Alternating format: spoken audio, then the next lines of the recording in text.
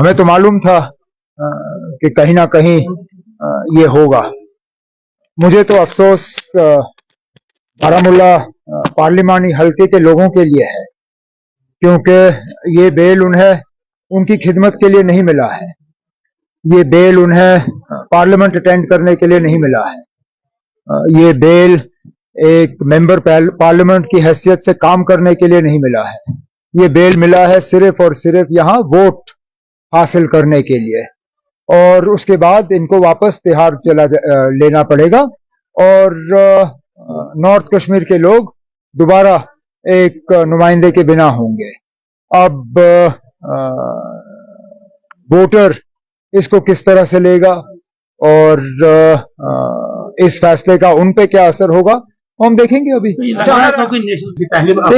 ये मैं सोच समझ के और मतलब बड़े एहतियात से इस मामले में कदम रख रहा था, लेकिन अच्छी बात है कि जो बात बहुत लोग सोच रहे थे वो महबूबा मुफ्ती साहिबा ने खुल के की।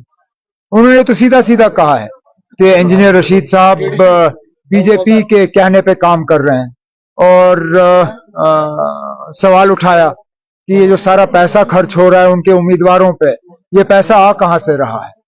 अब देखें, अगर इसका जवाब एआईपी से आ जाता है, हम तो इन लोगों का मुकाबला करते रहेंगे, और हमारी वोटरों से एक ही गुजारिश है कि इस इलेक्शन में अपने वोटों को वो तकसीम ना होने दें, क्योंकि बीजेपी की लगातार साजिश है। और जैसे वजीर दाखिला ने अपने प्रेस कॉन्फ्रेंस में कहा, वो एआईपी, पीसी, इन बाकी पार्टियों के साथ कल हुकूमत बनाने के लिए तैयार होंगे। तो लोगों को अगर बीजेपी की हुकूमत बनानी है तो इन तंजीमों की मदद करें।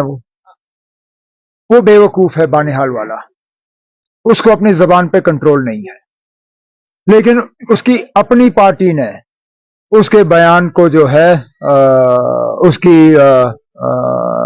उसके खिलाफ एक बयान जारी किया है। अब वो बानिहाल वालों को इतनी फ्रस्ट्रेशन क्यों है, उसको अपनी जबान पे कंट्रोल क्यों नहीं, मुझे इसका जवाब मेरे पास है नहीं।